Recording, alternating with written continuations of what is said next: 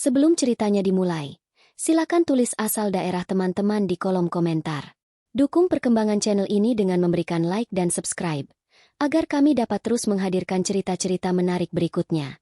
Cahaya putih menyilaukan dari ratusan lampu kilat kamera meledak silih berganti di dalam aula pertemuan Hotel Bintang 5 itu, menciptakan efek stroboskopik yang membuat kepala siapapun bisa pening seketika. Namun, Eveline tidak berkedip. Ia duduk diam terpaku di kursi tengah meja panjang yang dilapisi kain beledu biru tua.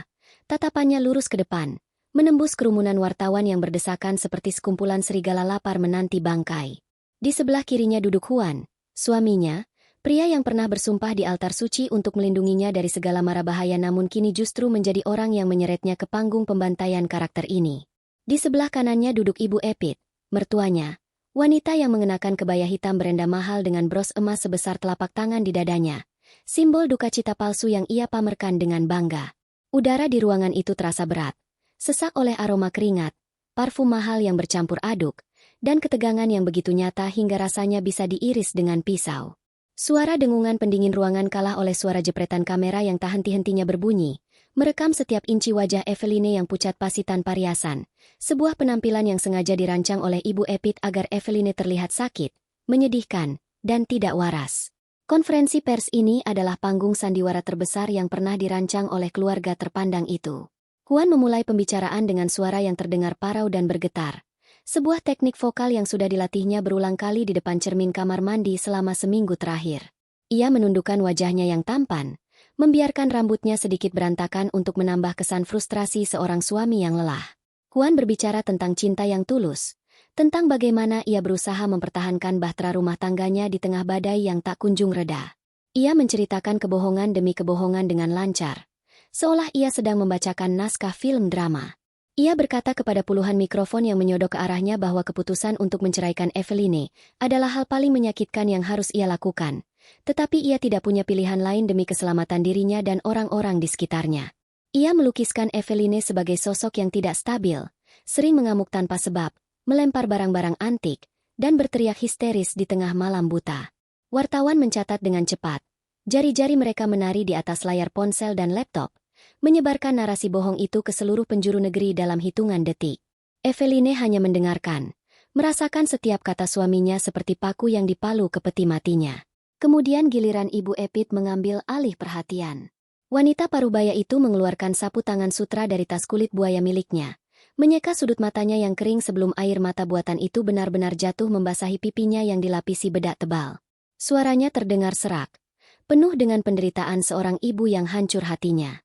Ibu Epit bercerita panjang lebar tentang bagaimana ia telah menganggap Eveline sebagai putri kandungnya sendiri sejak hari pertama Eveline melangkah masuk ke rumah gedongan mereka.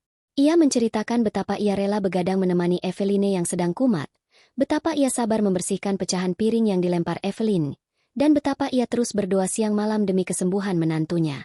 Itu adalah pidato yang luar biasa meyakinkan. Siapapun yang melihat wajah sendu Ibu Epit pasti akan percaya bahwa ia adalah mertua malaikat yang malang. Ibu Epit bahkan sempat meminta maaf kepada publik atas segala kegaduhan yang mungkin ditimbulkan oleh menantunya yang sakit jiwa itu, menempatkan dirinya sebagai korban yang berjiwa besar. Namun, di balik meja yang tertutup kain tebal itu, sebuah kenyataan kejam sedang terjadi dan luput dari sorotan kamera. Tangan kiri Ibu Epit yang tersembunyi di bawah meja mencengkeram paha Eveline dengan kekuatan penuh. Kuku-kuku panjang wanita tua itu yang dipoles kuteks merah darah menancap dalam kedaging paha Eveline, menimbulkan rasa sakit yang tajam dan perih. Itu bukan sekadar sentuhan, itu adalah ancaman fisik yang nyata. Ibu Epit memutar cubitannya setiap kali Eveline terlihat ingin bergerak atau mengubah ekspresi wajahnya. Sambil tetap tersenyum sedih ke arah kamera, Ibu Epit mencondongkan tubuhnya sedikit ke arah Eveline, seolah ingin membenarkan letak rambut menantunya, padahal ia sedang membisikkan kalimat beracun tepat di telinga Eveline. Ia mendesis dengan suara yang sangat pelan namun tajam, memperingatkan Eveline untuk tidak berani membuka mulut atau melakukan gerakan yang mencurigakan. Ia menyebut Eveline sebagai wanita cacat yang memalukan dan mengancam akan membuat hidup Eveline lebih menderita jika ia merusak skenario hari ini. Eveline menahan rasa sakit di pahanya tanpa sedikit pun meringis. Ia telah melatih penguasaan diri ini selama berbulan-bulan di bawah siksaan psikologis mereka. Wajahnya tetap datar, matanya tetap kosong menatap ke depan, seolah jiwa di dalam tubuhnya sudah lama pergi. Inilah yang mereka inginkan. Mereka menginginkan Eveline yang gila, yang hampa, yang tidak berbahaya. Eveline memberikan apa yang mereka mau, sebuah cangkang kosong yang siap dibuang. Namun, di dalam kepalanya yang jernih, Eveline sedang mencatat segalanya. Ia merekam wajah-wajah wartawan yang mengangguk simpati pada Ibu Epit. Ia merekam ekspresi legahuan setiap kali satu kebohongan berhasil ia sampaikan tanpa hambatan. Eveline juga melihat ke sudut ruangan, di dekat pintu keluar darurat, di mana seorang wanita muda berdiri dengan pakaian serba hitam layaknya seorang asisten pribadi yang setia. Itu adalah Putri, selingkuhan Huan yang dibawa masuk rumah mereka oleh Ibu Epit sendiri dengan dalih sebagai perawat pribadi Eveline. Putri berdiri di sana dengan wajah pura-pura prihatin. Namun mata wanita itu memancarkan kilatan kemenangan yang licik saat ia bertukar pandang dengan Huan. Eveline melihat senyum tipis di bibir Putri. Senyum seseorang yang merasa sebentar lagi akan menjadi nyonya baru di rumah mewah itu. Sesi tanya-jawab berlangsung brutal. Wartawan berebut mengajukan pertanyaan yang menyudutkan Eveline. Mereka bertanya apakah benar Eveline pernah mencoba membakar rumah, apakah benar Eveline pernah menyerang pelayan dengan pisau dapur, dan apakah keluarga berencana memasungnya. Huan menjawab semua itu dengan nada diplomatis yang menyedihkan, mengiyakan semua tuduhan itu secara implisit dengan mengatakan bahwa ia tidak ingin mengumbar aib lebih jauh, yang justru semakin meyakinkan publik bahwa semua rumor itu benar. Eveline duduk di sana, difitnah di hadapan jutaan mata yang menonton siaran langsung, dilucuti harga dirinya, dan dirobek riwayat hidupnya hingga tak tersisa. Ia diposisikan sebagai istri gila yang berbahaya, monster yang harus dijauhkan dari masyarakat. Tidak ada satupun orang di ruangan itu yang membelanya. Pengacaranya sendiri, yang disewa oleh Huan, hanya dia mengangguk-angguk setuju dengan semua pernyataan keluarga.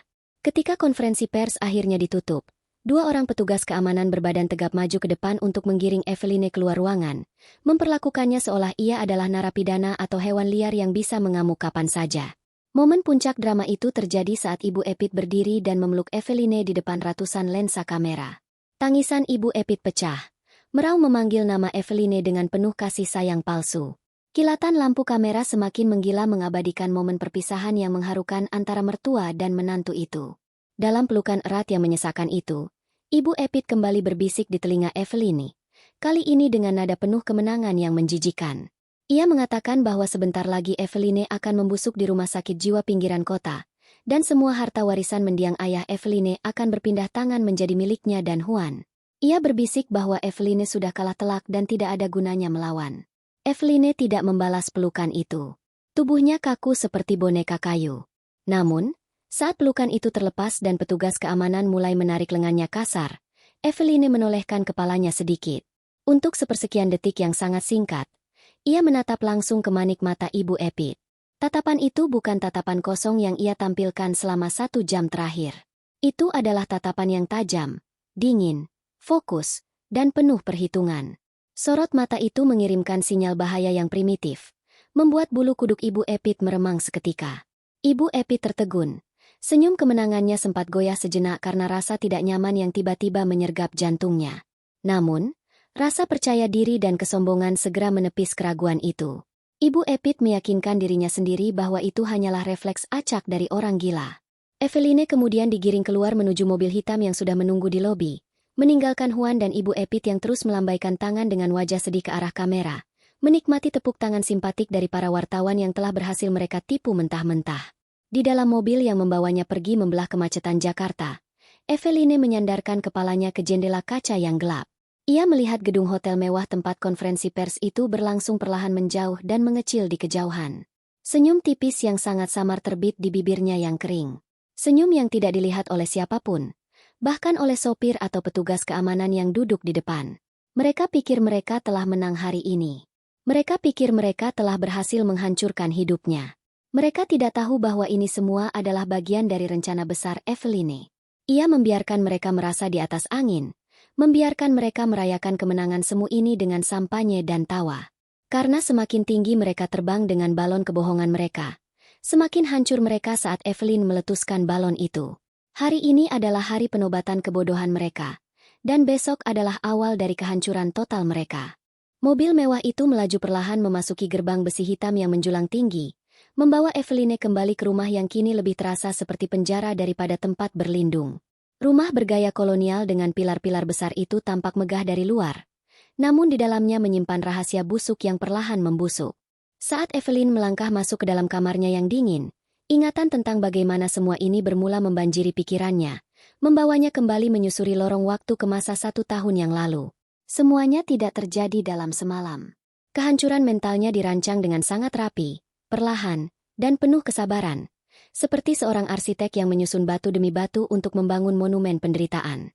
Evelyn mengingat hari-hari awal ketika ia mulai merasa ada yang salah dengan tubuhnya, hari-hari di mana ia masih mempercayai Ibu Epit sebagai sosok ibu pengganti yang menyayanginya. Waktu itu, Evelyn baru saja pulih dari sakit tifus yang cukup parah. Kondisi tubuhnya lemah, dan Juan sedang sibuk dengan perjalanan bisnis yang tak kunjung usai. Saat itulah Ibu Epit datang menawarkan diri untuk merawatnya. Setiap sore, tepat pukul 4, saat matahari mulai condong ke barat dan bayangan memanjang di lantai marmer, Ibu Epit akan mengetuk pintu kamar Evelyn. Di tangannya selalu ada nampan perak berisi teko keramik cantik bermotif bunga mawar dan secangkir teh herbal yang mengepul hangat. Aroma teh itu sangat khas, campuran antara wangi melati yang menenangkan dan sesuatu yang sedikit pahit, berbau tanah basah, dan agak menyengat di hidung. Ibu Epit akan duduk di tepi tempat tidur, tersenyum manis dengan wajah penuh kasih, dan memastikan Evelyn meminum teh itu sampai tetes terakhir. Ia mengatakan bahwa itu adalah resep rahasia turun-temurun keluarganya, ramuan khusus untuk menjaga stamina, kecantikan, dan kesehatan mental wanita bangsawan. Evelyn, yang saat itu masih lugu dan sangat menghormati mertuanya, meminumnya tanpa rasa curiga sedikit pun, bahkan merasa bersyukur memiliki mertua yang begitu perhatian. Efek teh itu tidak langsung membuat Evelyn gila seketika. Racun itu bekerja dengan cara yang halus dan merayap, menggerogoti kewarasannya sedikit demi sedikit seperti rayap memakan kayu. Awalnya, Evelyn hanya merasa sering mengantuk yang tidak wajar di siang hari. Kepalanya sering terasa berat seperti dipenuhi kabut tebal. Kemudian, ia mulai mengalami gangguan ingatan jangka pendek. Ia lupa di mana meletakkan kunci mobil, lupa apakah ia sudah makan atau belum, dan lupa janji-janji temu yang ia buat. Lalu, mimpi-mimpi buruk mulai datang. Mimpi yang terasa sangat nyata, penuh dengan bayangan hitam yang mengejarnya. Batas antara mimpi dan kenyataan mulai kabur. Ia sering mendengar suara-suara aneh di malam hari, suara bisikan yang memanggil namanya, atau suara langkah kaki yang mendekat di lorong kosong. Ketika ia menceritakan hal ini pada Juan, suaminya hanya menatapnya dengan pandangan aneh dan berkata bahwa rumah itu sunyi senyap, menanamkan benih keraguan bahwa mungkin Evelyn memang sedang mengalami gangguan jiwa. Puncaknya terjadi 6 bulan lalu, sebuah malam yang menjadi titik balik nasib Evelyn. Ia terbangun di tengah malam dengan kepala yang berdenyut hebat dan pandangan kabur. Tiba-tiba lampu kamar menyala terang menyilaukan mata. Evelyn mendapati dirinya sedang memegang sebuah gunting besar di tangannya yang gemetar. Di sudut kamar, Juan berdiri memegang lengannya yang berdarah. Wajahnya pucat pasi seolah ketakutan setengah mati. Ibu Epit dan Putri tiba-tiba sudah ada di kamar itu, berteriak histeris, menuduh Evelyn baru saja mencoba membunuh suaminya sendiri saat sedang tidur. Evelyn yang masih linglung karena pengaruh obat dosis tinggi, hanya bisa menangis bingung. Ia tidak ingat apapun. Ia tidak ingat bangun dari tidur, tidak ingat mengambil gunting dari laci, apalagi menyerang Juan. Namun, bukti fisik ada di depan mata, dan saksi mata ada di sana. Malam itu menjadi malam di mana label gangguan jiwa berbahaya resmi ditempelkan di dahi Evelyn. Sejak saat itu, ia dikurung di kamar, akses komunikasinya diputus, jendela kamarnya dipasang teralis besi, dan dosis teh herbal itu ditingkatkan menjadi 2 kali sehari. Namun, ada satu hal fatal yang luput dari perhitungan Ibu Epit yang licik. Ia meremehkan daya tahan tubuh dan kecerdasan Evelyn. Suatu sore, sekitar 3 bulan yang lalu, rasa mual yang luar biasa menyerang perut Evelyn setelah meminum teh itu. Tanpa bisa ditahan, ia berlari ke balkon kamarnya dan memuntahkan seluruh isi perutnya ke dalam sebuah pot tanaman besar yang berisi bunga anggrek kesayangannya. Evelyn jatuh terduduk, lemas dan gemetar. Keesokan paginya, ketika ia bangun dan melihat ke balkon, ia terkejut bukan main. Tanaman anggrek yang kemarin masih segar bugar itu kini layu total. Daun-daunnya berubah menjadi hitam legam seperti terbakar, dan batangnya membusuk. Pemandangan tanaman mati itu seperti tamparan keras yang menyadarkan Evelyn dari tidur panjangnya. Ia menatap tanaman itu dengan ngeri, lalu menyadari satu kebenaran yang mengerikan. Ia tidak gila, ia sedang diracuni. Sejak hari penemuan itu, Evelyn mulai bermain peran ganda. Ia menyadari bahwa jika ia langsung melabrak Ibu Epit, nyawanya akan terancam. Ia harus berpura-pura masih dalam pengaruh obat. Setiap kali Ibu Epit membawakan teh, Eveline akan meminumnya. Namun ia menahannya di bawah lidah atau di pipi bagian dalam. Begitu Ibu Epit keluar kamar membawa nampan kosong dengan senyum puas, Eveline akan segera berlari ke kamar mandi, memuntahkan cairan beracun itu ke wastafel, dan berkumur berkali-kali hingga bersih.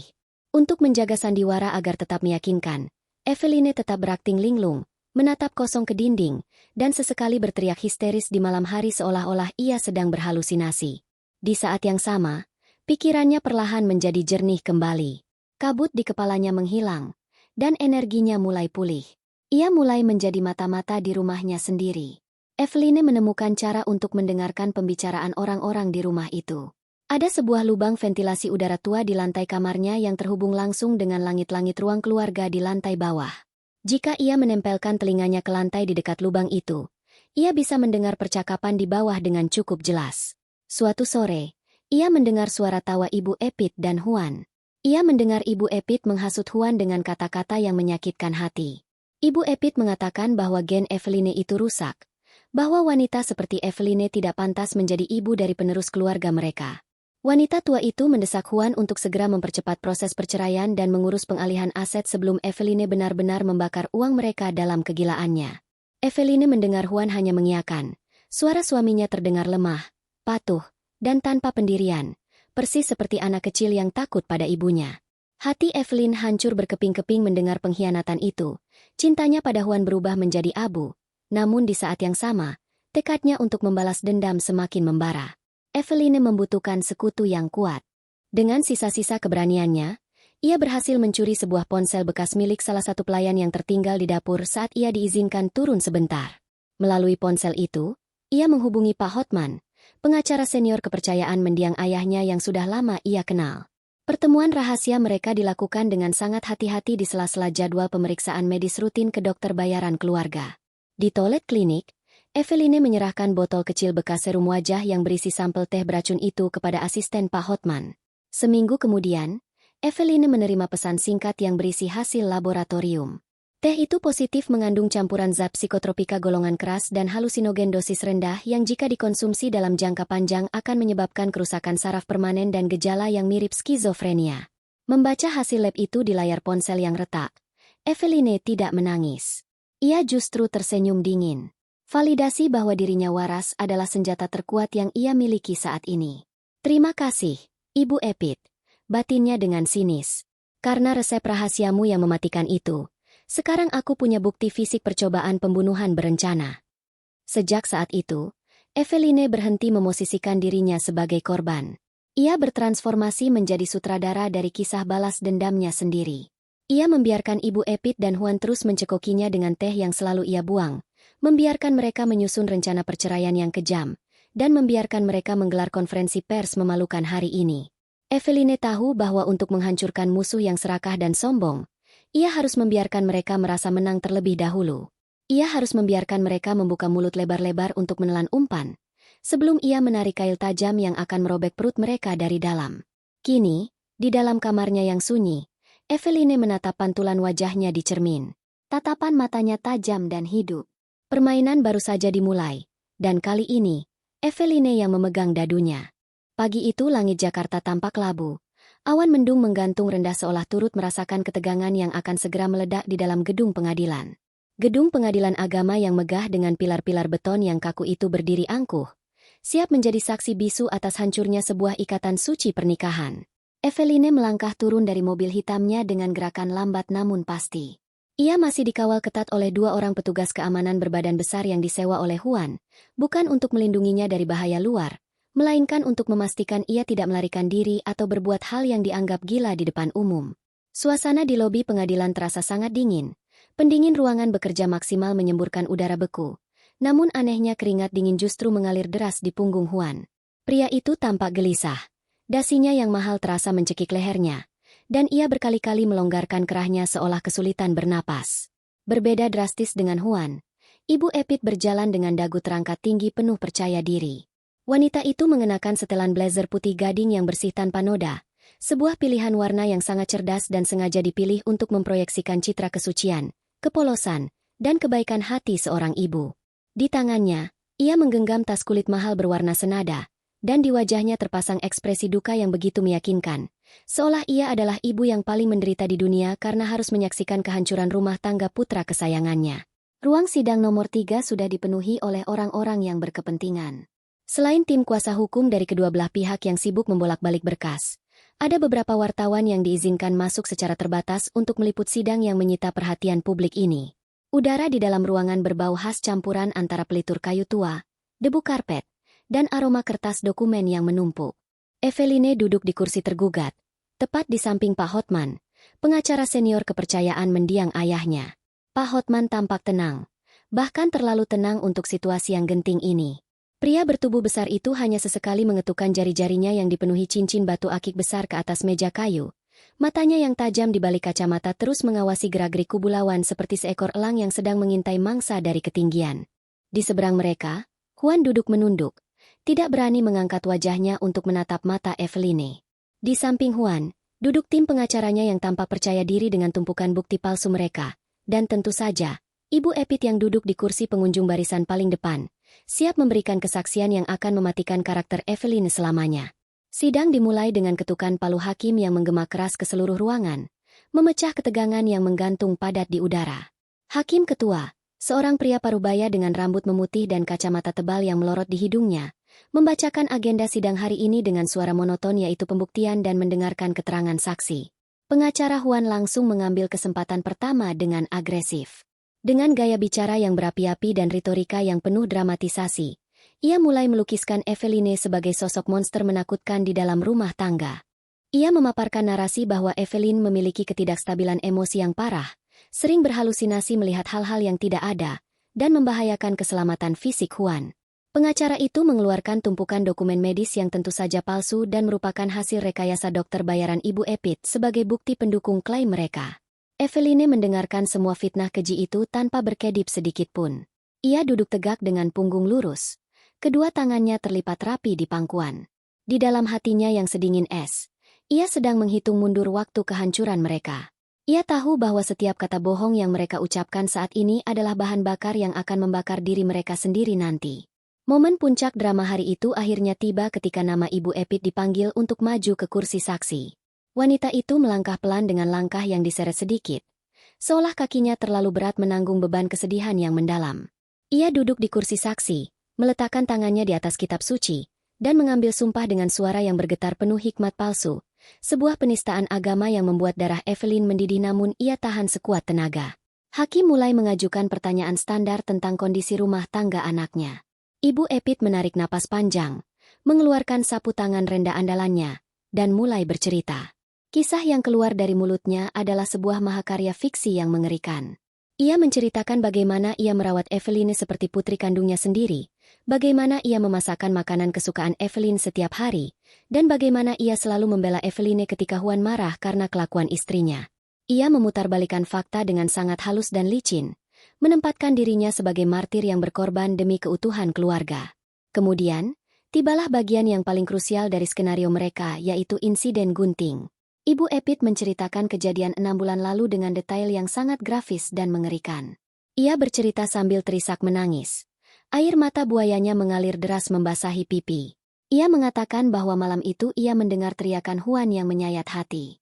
Saat ia berlari ke kamar pengantin, ia melihat Eveline berdiri di atas tempat tidur dengan mata melotot merah menyala, memegang gunting besar yang berkilatan, siap menghujamkannya ke dada Juan yang tidak berdaya. Ibu Epit mengklaim dengan dramatis bahwa ia harus bergulat fisik dengan Eveline untuk merebut gunting itu demi menyelamatkan nyawa anaknya, dan itulah sebabnya tangan Juan terluka goresan. Ia menggambarkan Eveline tertawa histeris seperti orang kerasukan setan setelah kejadian itu, sebuah tawa yang membuat bulu kuduknya berdiri. Ruang sidang menjadi hening seketika. Cerita itu begitu mengerikan dan disampaikan dengan emosi yang begitu rawat, sehingga siapapun yang mendengarnya pasti akan percaya tanpa ragu. Hakim ketua tampak mencatat dengan serius. Sesekali mengerutkan kening menatap Eveline dengan pandangan prihatin bercampur ngeri. Juan di kursinya tampak menutup wajah dengan kedua tangan, menyempurnakan sandiwara ibunya dengan gestur trauma yang meyakinkan. Eveline mengingat kejadian malam itu dengan ingatan yang sangat berbeda. Malam itu, ia dibius sangat berat oleh teh herbal buatan Ibu Epit hingga ia lumpuh total. Ia tidak sadar apa-apa. Yang ia ingat hanyalah rasa sakit yang memecah kepalanya saat ia dipaksa bangun dengan kasar. Dan tiba-tiba gunting itu sudah ada di tangannya yang lemas tak bertenaga. Darah di lengan Huan adalah goresan dangkal yang dibuat sendiri oleh pria itu menggunakan pisau buah sebelum Eveline sadar sepenuhnya. Namun, Eveline tidak menyela atau berteriak membantah. Ia membiarkan Ibu Epit menyelesaikan dongengnya sampai habis. Ia membiarkan wanita tua itu merasa menang di atas panggungnya. Merasa bahwa kesaksiannya telah berhasil memaku peti mati bagi kewarasan dan masa depan Eveline. Ibu Epit mengakhiri kesaksiannya dengan permohonan memelas kepada hakim agar Eveline segera dimasukkan ke fasilitas kesehatan jiwa tertutup demi keselamatan masyarakat. Dan agar hak pengelolaan seluruh aset Eveline diserahkan kepada Huan sebagai wali yang sah. Setelah Ibu Epit selesai memberikan kesaksian dan hendak beranjak dengan wajah puas yang tersembunyi di balik sapu tangan, Pak Hotman mengangkat tangannya tinggi-tinggi. Suaranya berat dan menggelegar memenuhi ruangan, menghentikan langkah Ibu Epit seketika. Ia meminta izin kepada majelis hakim untuk mengajukan beberapa pertanyaan kepada saksi. Hakim mengizinkan dengan anggukan kecil. Pak Hotman berdiri perlahan, merapikan jas mahalnya yang berkilau terkena lampu, dan berjalan perlahan mendekati kursi saksi. Ia tidak langsung bertanya. Ia membiarkan keheningan menggantung selama beberapa detik yang menyiksa, menciptakan ketegangan baru yang mencekam. Ia menatap Ibu Epit dari balik kacamata mahalnya. Sebuah tatapan tajam yang membuat senyum kemenangan di wajah Ibu Epit sedikit goyah dan luntur. Pak Hotman tidak bertanya soal gunting. Ia tidak bertanya soal teriakan atau halusinasi yang baru saja diceritakan. Ia memulai serangannya dengan pertanyaan yang sama sekali tidak diduga oleh kubu lawan. Sebuah serangan dari sudut buta. Suara Pak Hotman terdengar santai, seperti sedang mengobrol ringan di warung kopi, namun matanya memancarkan bahaya. Ia bertanya apakah benar Ibu Epit sangat mencintai menantunya dan merawatnya dengan tulus tanpa pamrih. Ibu Epit mengangguk mantap, menegaskan kembali pernyataannya dengan suara lantang bahwa ia menyayangi Eveline seperti darah dagingnya sendiri. Pak Hotman tersenyum tipis, sebuah senyum sinis yang tidak mencapai matanya. Ia kemudian mengambil selembar kertas dari tumpukan dokumen di mejanya dengan gerakan teatrikal. Ia menyodorkan kertas itu ke hadapan wajah Ibu Epit dan juga kepada hakim agar bisa dilihat dengan jelas. Itu adalah cetakan rekening koran bank yang sangat rinci. Pak Hotman mulai membacakan data yang tertera di sana dengan suara keras. Ia menyebutkan bahwa tercatat ada 7 kali transfer dana dalam jumlah fantastis dari rekening pribadi Eveline ke rekening pribadi Ibu Epit dalam kurun waktu 1 tahun terakhir. Total uang yang dipindahkan mencapai angka 2 miliar rupiah. Keterangan transfer yang tertulis di sana adalah biaya pengobatan rumah sakit. Pak Hotman mencondongkan tubuhnya ke arah Ibu Epit, menatapnya lekat-lekat. Ia bertanya dengan nada menyelidik tentang rumah sakit mana yang dimaksud oleh Ibu Epit. Karena setelah tim investigasi Pak Hotman melakukan pengecekan menyeluruh, tidak ada satupun rumah sakit di Jakarta, bahkan di luar negeri, yang menerima pembayaran atas nama Eveline dari rekening Ibu Epit. Uang 2 miliar itu justru mengendap manis di deposito pribadi Ibu Epit, dan sebagian lagi terdeteksi mengalir ke butik tas mewah merek Hermes dan sebuah dealer mobil sport ternama. Pak Hotman menutup pertanyaannya dengan kalimat yang menohok, bertanya apakah membeli tas Hermes seharga ratusan juta adalah bagian dari terapi penyembuhan mental untuk menantunya, dan apakah dukun yang Ibu Epit maksud tarifnya seharga mobil mewah baru yang dibelikan untuk putri, asisten rumah tangga mereka, tepat 1 hari setelah transfer masuk. Pertanyaan itu meledak seperti bom atom di tengah ruangan sidang yang hening. Wajah Ibu Epit yang tadinya pucat pasi karena sedih buatan, kini berubah memerah padam, campuran antara rasa malu yang luar biasa, marah, dan panik yang tak terbendung. Ia tergagap, mulutnya membuka menutup seperti ikan yang kehabisan air, matanya liar mencari bantuan ke arah pengacara Huan. Namun pengacara itu juga tampak bingung dan pucat karena ia sama sekali tidak diberitahu oleh kliennya soal aliran dana gelap ini. Ibu Epit berteriak dengan suara melengking yang kehilangan keanggunannya, mengatakan bahwa itu untuk pengobatan alternatif ke orang pintar yang tidak memakai kwitansi. Pak Hotman tertawa kecil, tawa yang mengejek dan merendahkan. Ia kembali bertanya dengan sarkas tentang dukun mana yang tarifnya seharga mobil sport. Suasana sidang berubah 180 derajat. Simpati yang tadi terbangun kokoh untuk Ibu Epit kini retak dan hancur berkeping-keping. Pengunjung sidang mulai berbisik-bisik keras, mencemooh. Hakim menatap Ibu Epit dengan pandangan menyelidik yang tajam dan penuh kecurigaan. Di seberang mereka, Huan duduk menunduk, tidak berani mengangkat wajahnya untuk menatap mata Eveline. Di samping Huan, duduk tim pengacaranya yang tampak percaya diri dengan tumpukan bukti palsu mereka. Dan tentu saja, Ibu Epit yang duduk di kursi pengunjung barisan paling depan, siap memberikan kesaksian yang akan mematikan karakter Eveline selamanya. Sidang dimulai dengan ketukan palu hakim yang menggema keras ke seluruh ruangan, memecah ketegangan yang menggantung padat di udara. Hakim Ketua, seorang pria parubaya dengan rambut memutih dan kacamata tebal yang melorot di hidungnya, membacakan agenda sidang hari ini dengan suara monoton yaitu pembuktian dan mendengarkan keterangan saksi. Pengacara Huan langsung mengambil kesempatan pertama dengan agresif. Dengan gaya bicara yang berapi-api dan retorika yang penuh dramatisasi, ia mulai melukiskan Eveline sebagai sosok monster menakutkan di dalam rumah tangga. Ia memaparkan narasi bahwa Eveline memiliki ketidakstabilan emosi yang parah, sering berhalusinasi melihat hal-hal yang tidak ada, dan membahayakan keselamatan fisik Huan. Pengacara itu mengeluarkan tumpukan dokumen medis yang tentu saja palsu dan merupakan hasil rekayasa dokter bayaran Ibu Epit sebagai bukti pendukung klaim mereka. Eveline mendengarkan semua fitnah keji itu tanpa berkedip sedikitpun. Ia duduk tegak dengan punggung lurus. Kedua tangannya terlipat rapi di pangkuan. Di dalam hatinya yang sedingin es, ia sedang menghitung mundur waktu kehancuran mereka. Ia tahu bahwa setiap kata bohong yang mereka ucapkan saat ini adalah bahan bakar yang akan membakar diri mereka sendiri nanti. Momen puncak drama hari itu akhirnya tiba ketika nama Ibu Epit dipanggil untuk maju ke kursi saksi. Wanita itu melangkah pelan dengan langkah yang diseret sedikit, seolah kakinya terlalu berat menanggung beban kesedihan yang mendalam. Ia duduk di kursi saksi, meletakkan tangannya di atas kitab suci, dan mengambil sumpah dengan suara yang bergetar penuh hikmat palsu. Sebuah penistaan agama yang membuat darah Eveline mendidih namun ia tahan sekuat tenaga. Hakim mulai mengajukan pertanyaan standar tentang kondisi rumah tangga anaknya. Ibu Epit menarik napas panjang, mengeluarkan sapu tangan rendah andalannya, dan mulai bercerita. Kisah yang keluar dari mulutnya adalah sebuah mahakarya fiksi yang mengerikan.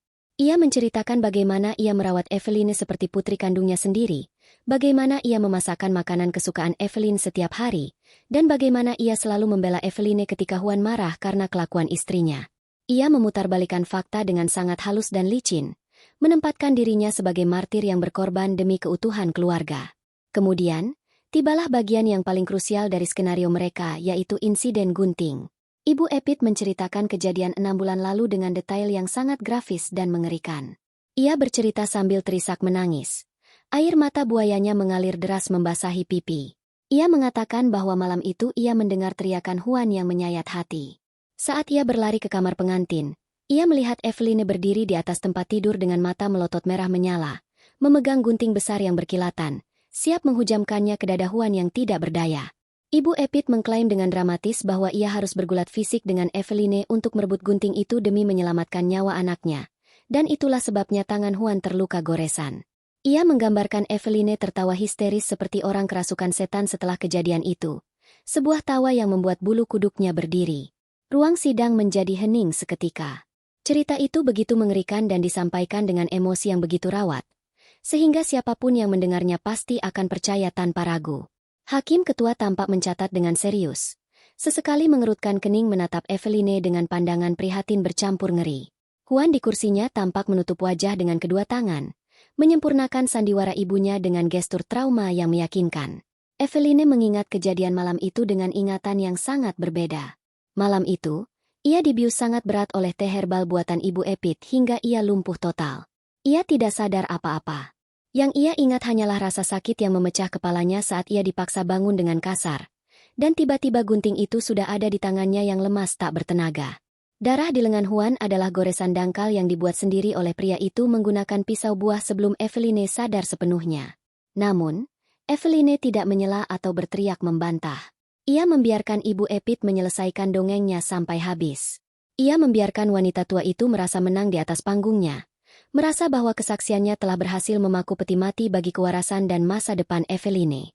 Ibu Epit mengakhiri kesaksiannya dengan permohonan memelas kepada hakim agar Eveline segera dimasukkan ke fasilitas kesehatan jiwa tertutup demi keselamatan masyarakat, dan agar hak pengelolaan seluruh aset Eveline diserahkan kepada Huan sebagai wali yang sah. Setelah Ibu Epit selesai memberikan kesaksian dan hendak beranjak dengan wajah puas yang tersembunyi di balik sapu tangan, Pak Hotman mengangkat tangannya tinggi-tinggi. Suaranya berat dan menggelegar memenuhi ruangan, menghentikan langkah Ibu Epit seketika. Ia meminta izin kepada majelis hakim untuk mengajukan beberapa pertanyaan kepada saksi. Hakim mengizinkan dengan anggukan kecil. Pak Hotman berdiri perlahan, merapikan jas mahalnya yang berkilau terkena lampu, dan berjalan perlahan mendekati kursi saksi. Ia tidak langsung bertanya. Ia membiarkan keheningan menggantung selama beberapa detik yang menyiksa, menciptakan ketegangan baru yang mencekam. Ia menatap Ibu Epit dari balik kacamata mahalnya. Sebuah tatapan tajam yang membuat senyum kemenangan di wajah Ibu Epit sedikit goyah dan luntur. Pak Hotman tidak bertanya soal gunting. Ia tidak bertanya soal teriakan atau halusinasi yang baru saja diceritakan. Ia memulai serangannya dengan pertanyaan yang sama sekali tidak diduga oleh kubu lawan. Sebuah serangan dari sudut buta. Suara Pak Hotman terdengar santai, seperti sedang mengobrol ringan di warung kopi, namun matanya memancarkan bahaya. Ia bertanya apakah benar Ibu Epit sangat mencintai menantunya dan merawatnya dengan tulus tanpa pamrih.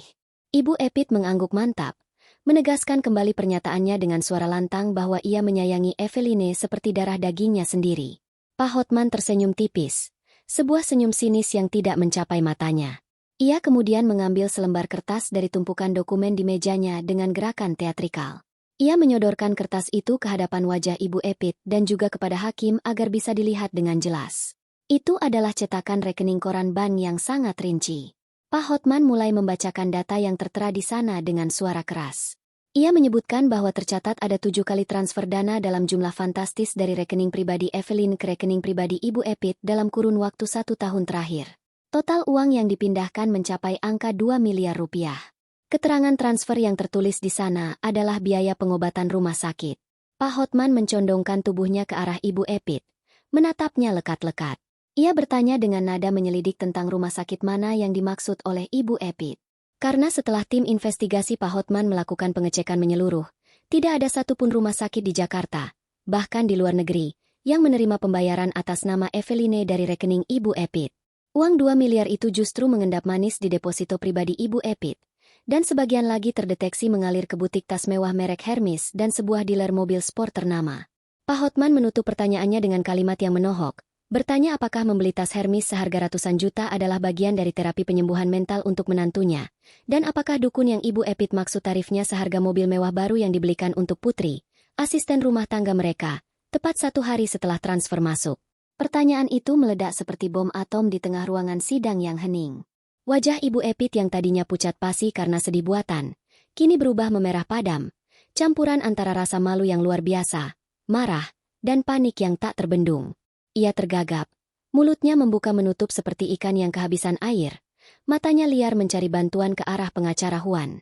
Namun pengacara itu juga tampak bingung dan pucat karena ia sama sekali tidak diberitahu oleh kliennya soal aliran dana gelap ini. Ibu Epit berteriak dengan suara melengking yang kehilangan keanggunannya, mengatakan bahwa itu untuk pengobatan alternatif ke orang pintar yang tidak memakai kwitansi. Pak Hotman tertawa kecil, tawa yang mengejek dan merendahkan. Ia kembali bertanya dengan sarkas tentang dukun mana yang tarifnya seharga mobil sport. Suasana sidang berubah 180 derajat.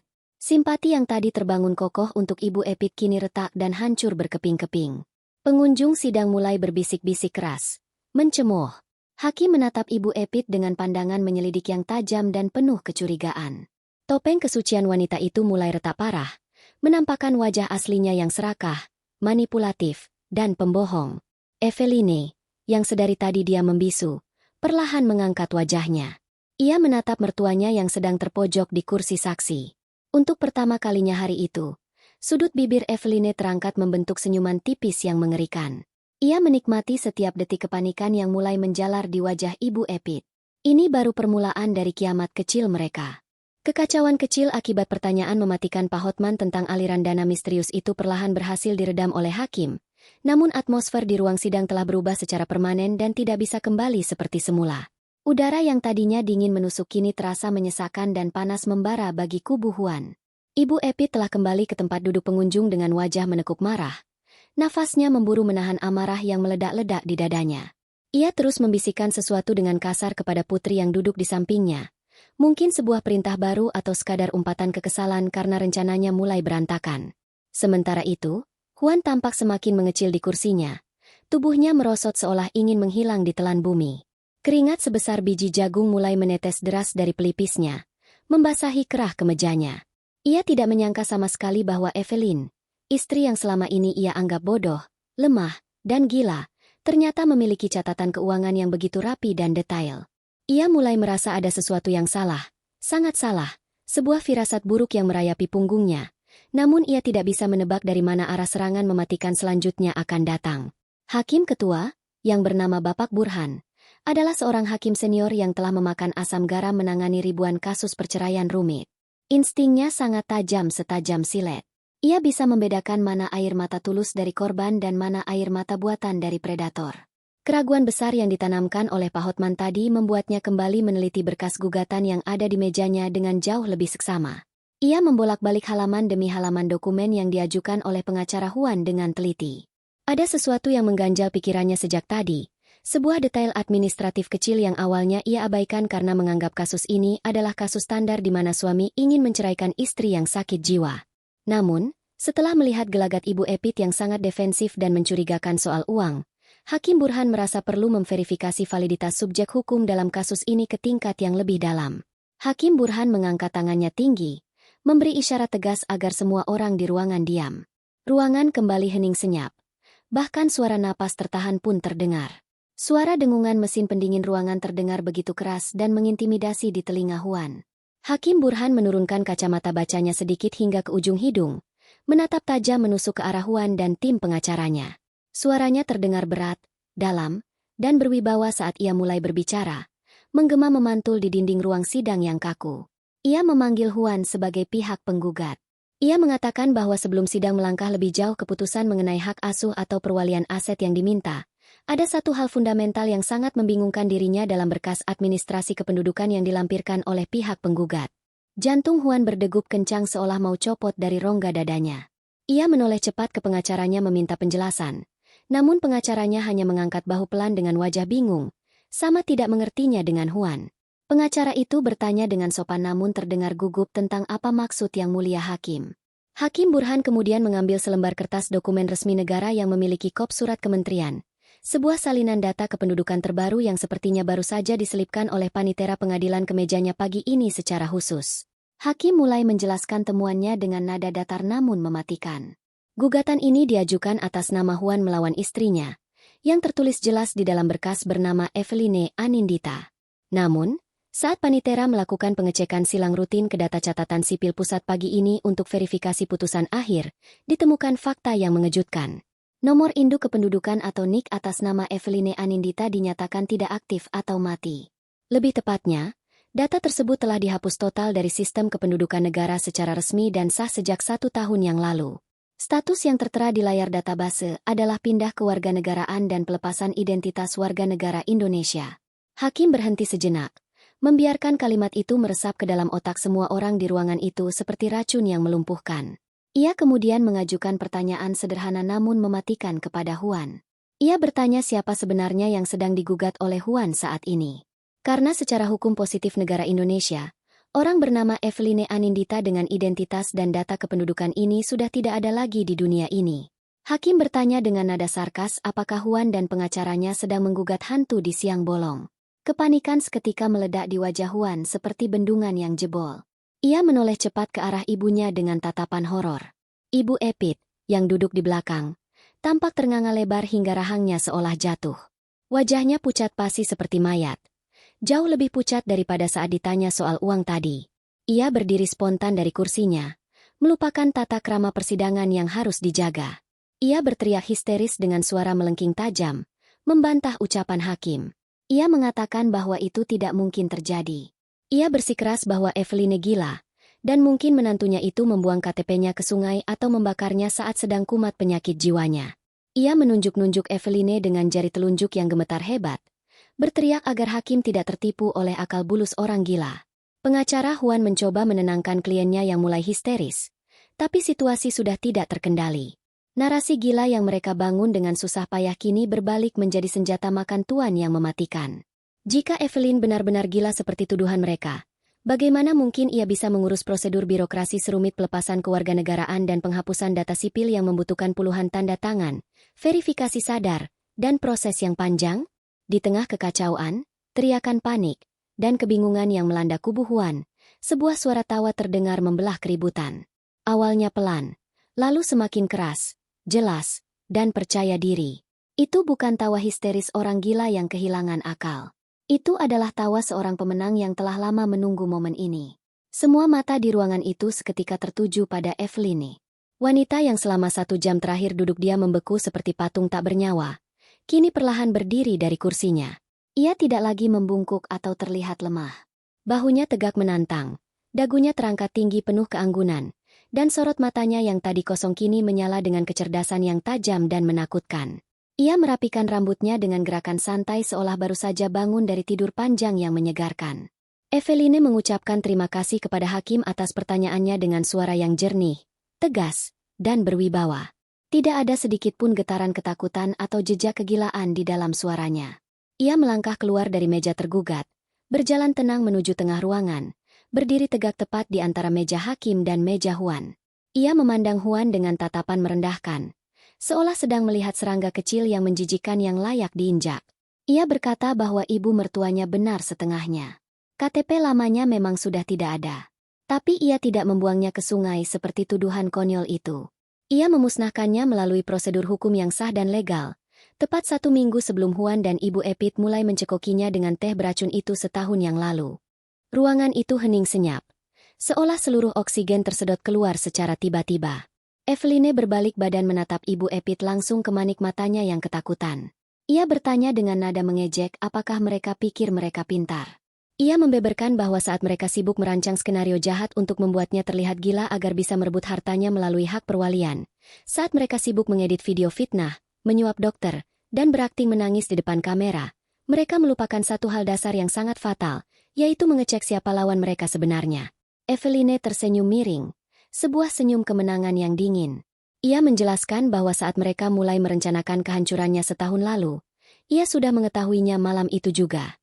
Dan malam itu juga, ia memutuskan bahwa sosok Eveline yang mereka kenal, istri bodoh dan penurut itu, harus mati. Jadi, ia membunuhnya secara administratif. Ia menghapus identitasnya. Ia memindahkan semua aset atas nama identitas lamanya, tanah, saham, deposito, ke sebuah blind trust atau dana amanat di luar negeri yang memiliki proteksi hukum berlapis yang tidak bisa disentuh oleh siapapun di negara ini. Eveline kembali menatap Hakim Burhan dengan penuh hormat. Ia menyatakan bahwa wanita yang berdiri di depan hakim saat ini memiliki nama baru, paspor baru dari negara lain, dan identitas hukum yang sama sekali berbeda. Dokumen pernikahan yang dipegang Huan sekarang hanyalah kertas sampah yang tidak memiliki kekuatan hukum apapun karena subjek hukum di dalamnya sudah tidak eksis lagi di dunia ini. Eveline menegaskan bahwa mereka menggugat orang yang sudah tidak ada. Mereka telah menghabiskan waktu setahun penuh, menghabiskan uang miliaran rupiah untuk menyuap sana-sini, hanya untuk memperebutkan udara kosong dan harta karun yang sudah lama hilang. Mendengar penjelasan itu, tubuh Huan merosot di kursinya seolah tulang punggungnya dicabut paksa dari tubuhnya. Wajahnya yang tadi penuh keringat kini berubah menjadi abu-abu pucat seperti mayat hidup. Ia menatap Eveline seolah melihat sosok asing yang menakutkan, monster yang jauh lebih mengerikan daripada yang bisa ia bayangkan. Ia baru menyadari dengan penyesalan yang terlambat bahwa selama setahun ini, saat ia merasa sedang menyiksa istrinya, sebenarnya ia sedang diawasi, dinilai, dan dipermainkan oleh seorang ahli strategi jenius yang jauh lebih pintar darinya. Eveline tidak gila.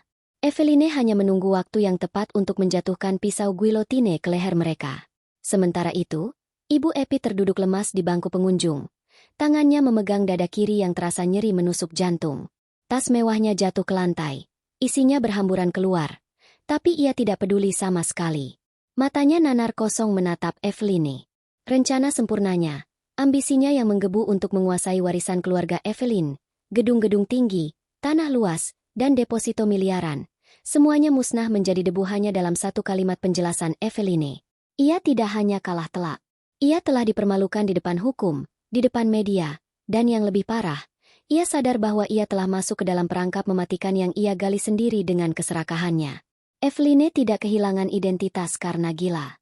Eveline membuang identitas lamanya dengan sadar untuk menjadikan dirinya tak tersentuh hukum, menjadikannya sebuah hantu yang tidak bisa digugat, tidak bisa diserang, namun bisa membalas dendam dengan sangat mematikan. Hakim Burhan menatap Eveline dengan campuran rasa kagum dan terkejut yang luar biasa, lalu mengetukkan palunya sekali dengan keras yang terdengar seperti lonceng kematian bagi masa depan Huan dan Ibu Epit.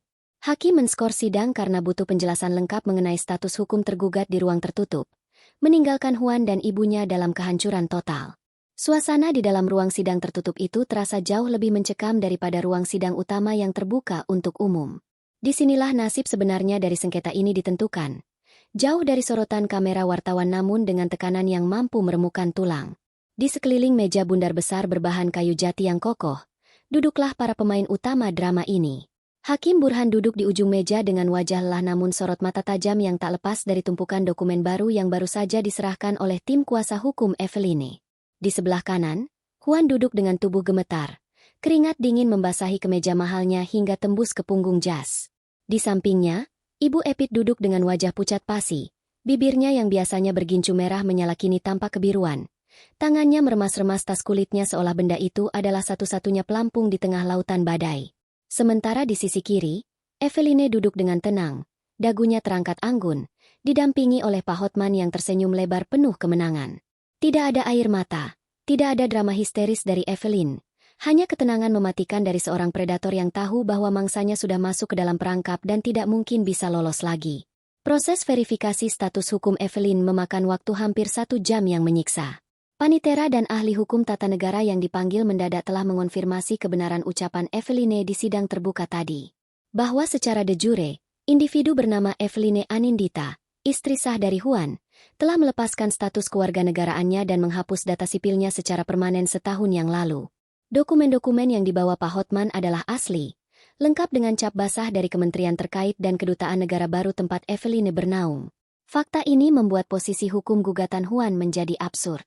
Ia menggugat perceraian dan hak asuh harta terhadap seseorang yang secara administratif tidak ada dalam yurisdiksi hukum Indonesia.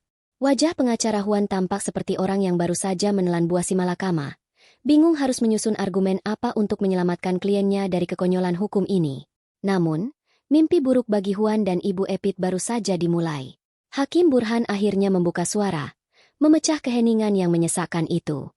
Ia menyatakan bahwa meskipun status pernikahan mereka menjadi abu-abu secara hukum negara, masalah pembagian harta gonogini yang menjadi tuntutan utama pihak penggugat tetap harus diperjelas statusnya.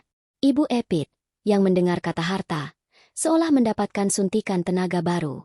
Matanya yang tadi redup kembali menyala dengan ketamakan. Ia mendesak pengacaranya untuk segera mengajukan klaim atas aset-aset fisik seperti rumah, tanah, apartemen, dan saham perusahaan keluarga yang selama ini dikelola oleh Eveline. Dalam pikiran sempit Ibu Epit, meskipun identitas Eveline berubah, aset fisik seperti bangunan dan tanah tidak mungkin ikut menghilang ke udara. Ia yakin seyakin-yakinnya bahwa setidaknya ia masih bisa menguasai kekayaan materi itu sebagai kompensasi atas rasa malunya. Pak Hotman, dengan gerakan lambat yang sengaja dibuat dramatis, membuka sebuah koper besi kecil yang sejak tadi diletakkan di bawah kakinya. Dari dalam koper itu, ia mengeluarkan sebuah dokumen tebal bersampul kulit hitam dengan tulisan tinta emas yang mencolok. Ia meletakkan dokumen itu di tengah meja, memutarnya perlahan agar bisa dibaca oleh semua orang, terutama oleh Ibu Epit. Judul dokumen itu adalah Akta Pendirian Yayasan Amal Internasional Phoenix Trust dan Surat Hibah Aset Mutlak. Pak Hotman menjelaskan dengan suara baritonnya yang berat bahwa tepat 1 hari sebelum Evelyn menghapus identitas lamanya setahun yang lalu, Eveline Anindita telah melakukan sebuah tindakan hukum yang sangat brilian dan legal. Ia telah memindahkan, menghibahkan, dan mengalihkan seluruh hak kepemilikan atas semua aset yang dimilikinya, tanpa terkecuali, ke dalam sebuah badan hukum Yayasan Amal Nirlaba yang berpusat di luar negeri. Ibu Epit terbelalak. Tangannya gemetar hebat saat mencoba meraih dokumen itu untuk membacanya sendiri. Matanya menelusuri baris demi baris kalimat hukum yang tertera di sana dengan napas memburu. Di sana tertulis jelas, hitam di atas putih, daftar aset yang dihibahkan, rumah mewah di kawasan elit yang mereka tempati saat ini, apartemen di pusat kota, tanah seluas 5 hektar di puncak, deposito senilai puluhan miliar rupiah di 3 bank berbeda, hingga koleksi perhiasan dan lukisan antik. Semuanya, benar-benar semuanya, telah berpindah tangan kepemilikannya kepada Phoenix Trust. Yang lebih mengejutkan lagi, dalam klausul akta tersebut disebutkan bahwa pengelolaan yayasan ini diserahkan kepada Dewan Kurator Independen pihak ketiga, yang artinya Evelyn sendiri secara teknis tidak lagi memiliki aset tersebut, apalagi Juan. Yayasan itu bergerak di bidang bantuan hukum untuk korban kekerasan dalam rumah tangga, sebuah ironi yang sangat menohok jantung Ibu Epit. Kenyataan ini menghantam Ibu Epit lebih keras daripada palu hakim. Wajahnya yang tadi pucat kini berubah menjadi merah pada menahan amarah yang meledak di ubun-ubun. Ia merasa ditipu mentah-mentah. Ia merasa dirampok di siang bolong. Selama 1 tahun terakhir, ia dan Huan telah hidup dalam ilusi. Mereka mengira mereka sedang menyiksa seorang wanita kaya raya yang gila di dalam istananya sendiri, menunggu waktu yang tepat untuk menendangnya keluar dan menguasai istana itu. Namun ternyata, selama setahun ini mereka hanyalah penumpang gelap di rumah yang sudah menjadi milik Yayasan Amal. Mereka telah menghabiskan uang tabungan mereka sendiri, bahkan berutang ke rentenir untuk membiayai gaya hidup mewah dan menyuap sana-sini demi memenangkan sidang ini, dengan harapan akan mendapatkan ganti rugi berlipat ganda dari harta Eveline. Kini, harapan itu musnah tak berbekas.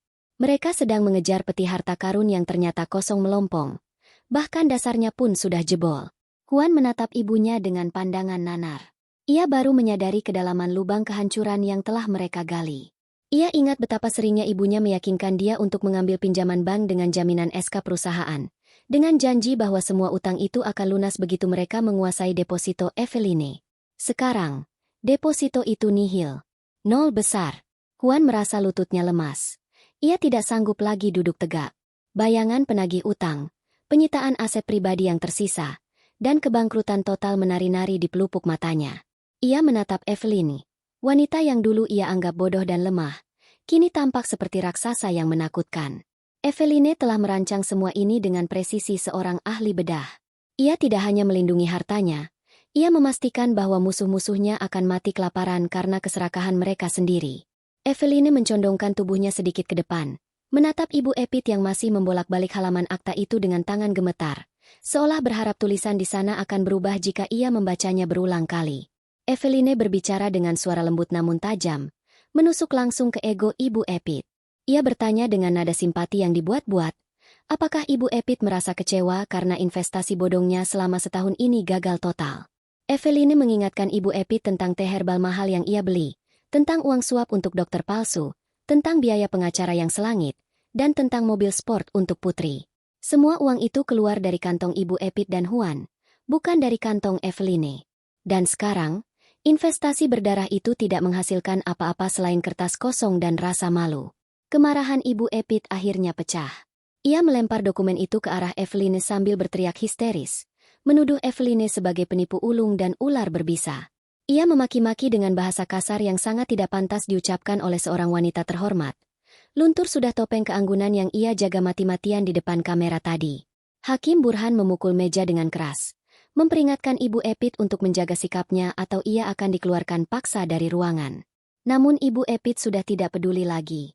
Rasa kehilangan harta yang sudah di depan mata membuatnya kehilangan akal sehat. Ia menangis meraung-raung, bukan karena sedih kehilangan menantu, tapi karena sedih kehilangan uang. Ia meratapi nasibnya yang akan jatuh miskin, membayangkan bagaimana teman-teman sosialitanya akan menertawakannya, bagaimana ia akan diusir dari pergaulan elit karena tidak mampu lagi membeli tas Hermes atau berlian. Di tengah amukan Ibu Epit, Eveline berdiri perlahan. Ia merapikan blazernya, lalu berjalan mendekati kursi Ibu Epit. Ia membungkuk sedikit, mendekatkan wajahnya ke telinga ibu mertuanya yang sedang menangis terseduh-seduh. Eveline berbisik pelan, kalimat yang hanya bisa didengar oleh mereka berdua, namun dampaknya seperti ledakan bom di telinga Ibu Epit. Eveline mengatakan bahwa rumah mewah tempat mereka tinggal sekarang, yang sudah menjadi milik yayasan, akan segera dikosongkan. Dewan Kurator Yayasan sudah mengeluarkan surat perintah pengosongan yang akan dieksekusi besok pagi.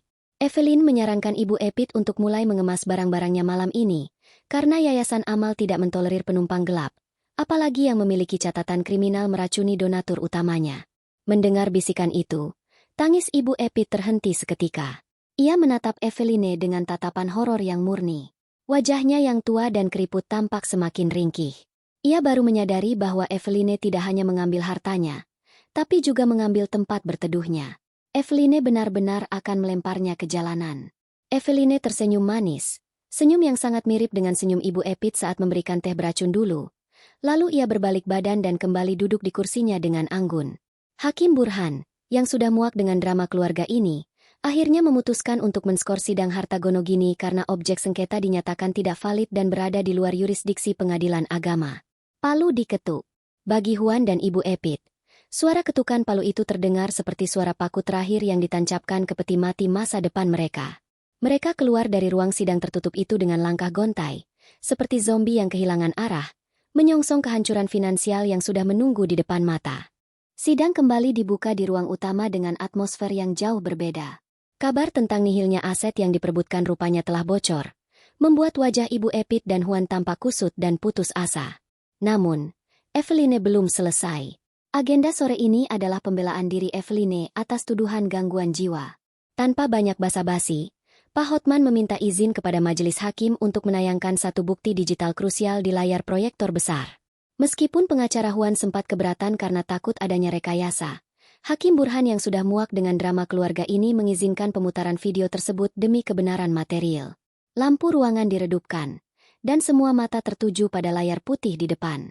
Video itu dimulai dengan tampilan yang agak buram khas kamera pengintai tersembunyi, namun audionya terdengar sangat jernih. Tanggal yang tertera di pojok layar menunjukkan kejadian 3 bulan lalu di ruang keluarga rumah Huan. Di sana, terlihat jelas Ibu Epit sedang duduk santai bersama putri. Tangan Ibu Epit sibuk mencampurkan bubuk putih dari toples kecil ke dalam secangkir teh.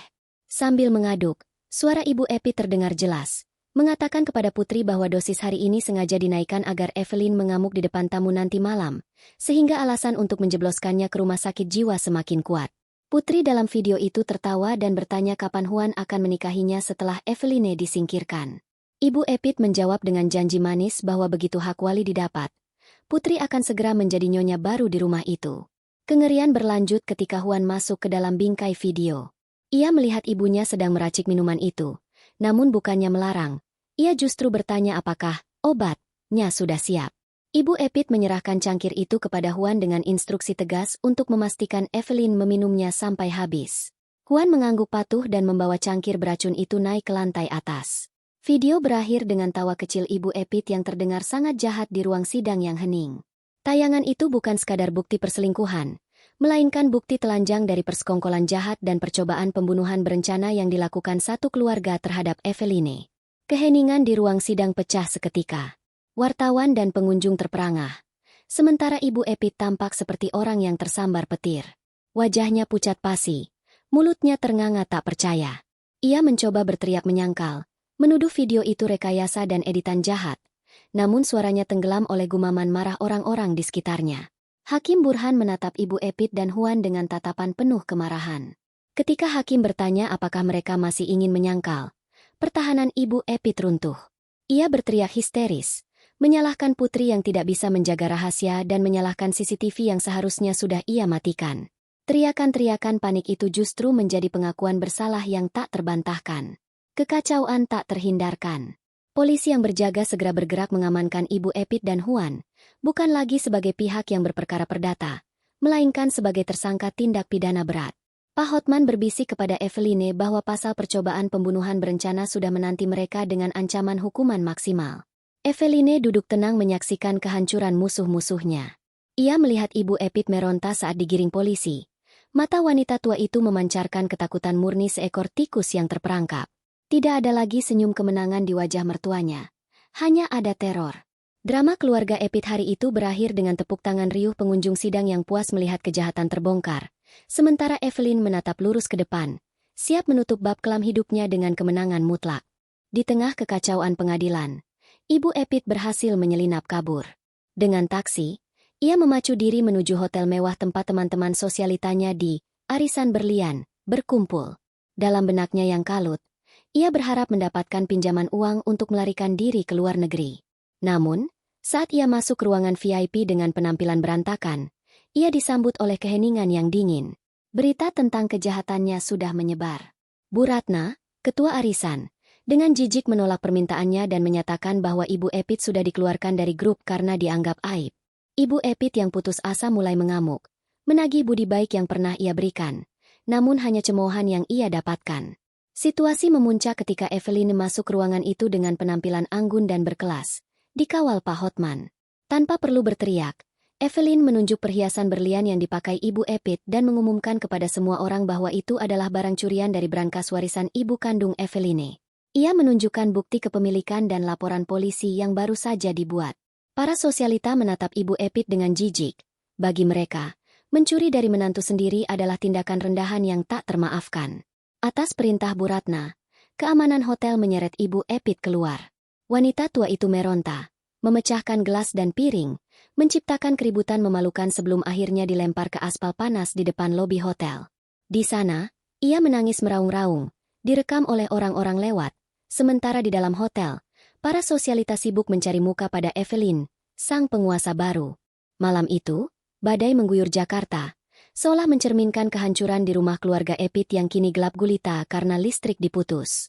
Juan, yang mabuk dan putus asa, meluapkan kemarahannya pada ibunya. Pertengkaran hebat pecah. Juan menyalahkan keserakahan ibunya yang membuatnya kehilangan istri dan harta, sementara Ibu Epit menampar Juan dan menyebutnya laki-laki lemah yang tidak becus mengurus rumah tangga. Dalam adu mulut itu, mereka tanpa sadar saling meneriakkan pengakuan dosa mereka, soal racun dan pemalsuan dokumen. Di balik bayangan tangga, Putri merekam semua pengakuan itu, mengirimkannya pada pihak Eveline sebagai bukti, lalu kabur meninggalkan kapal yang akan karam tersebut. Suara sirene polisi yang mendekat membuat nyali Juan ciut. Karena takut di penjara, ia nekat berlari menembus hujan badai, meninggalkan ibunya sendirian di rumah.